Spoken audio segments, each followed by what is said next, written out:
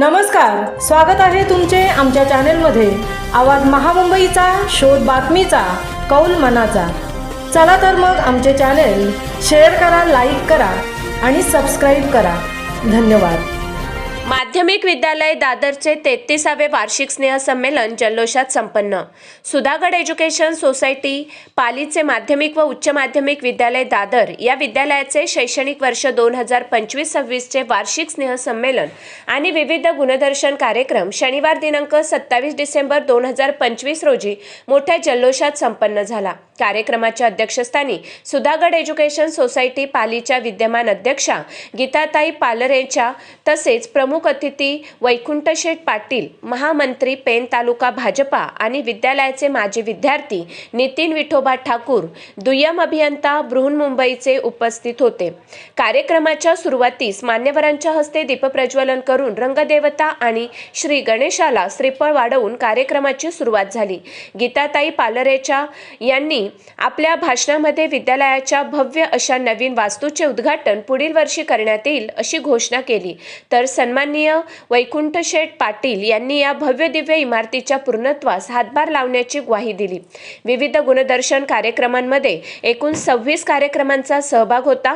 विद्यालयाचे प्राचार्य DS पाटील यांनी विद्यालयाच्या संपूर्ण वर्षातील कामगिरीचा आढावा जाहीर केला। या संपूर्ण विविध गुणदर्शन कार्यक्रमाचे नियोजन व या कार्यक्रमातील सुसूत्रता आणण्यासाठी विद्यालयाचे सांस्कृतिक प्रमुख RD टेमकर सर यांनी खूप मेहनत घेतली। विद्यालयाचे सहाय्यक शिक्षक समाधान नाईक यांचे मोलाचे सहकार्य लाभले। संपूर्ण कार्यक्रमाचे सूत्रसंचालन BS पाटील व SJ ठाकूर सर यांनी केले। आवाज महामुंबईचा चॅनलसाठी विनायक पाटील, पेन। खूप खूप बरं वाटलं की माझ्या गावाकडच्या स्नेहसंमेलनाला मला जायला मिळालं। खरं म्हटलं तर आज आपण पाहतो शाळा एक शैक्षणिक संस्था नसून विद्यार्थ्यांच्या सर्वांगीण विकासाचे मंदिर आहे आणि आज या मंदिरामध्ये एका छानसा कार्यक्रम आयोजित होतोय। मला खरंच मनात भरून आलेलं आहे। आपण पाहतो की आज आपला होणारा कार्यक्रम आहे तो अत्यंत प्रेरणादायी ठरणार आहे। आपल्या सगळ्यामधली मुलं जी आहेत ती कला, नाट्य, सांस्कृतिक वक्तृत्व या विषयांमध्ये आपलं योगदान दाखवणार आहेत आणि त्या योगदानासाठी शिक्षकांनी ज्या प्रकारे मार्गदर्शन केले, त्यांच्या पालकांनी ज्या प्रमाणे पाठिंबा दिलाय, त्यांचं जेवढं कौतुक करावं तेवढं थोडंच आहे।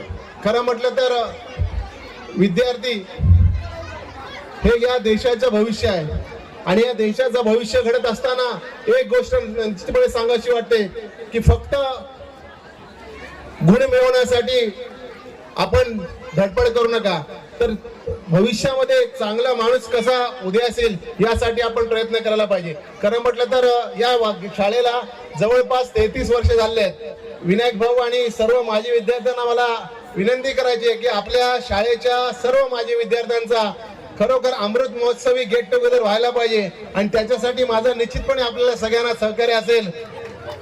मी हे सगळं बोलत असताना मला माहित आहे की शाळेची नवीन बिल्डिंग सुद्धा अस्तित्वात येत आहे, शाळा एका नव्या नावारूपाला येत आहे। खरं म्हटलं तर या भागामध्ये आज आपण पाहतोय की हा भाग अटल सेतूच्या माध्यमातून आज नवी मुंबईला जोडला जाणार आहे।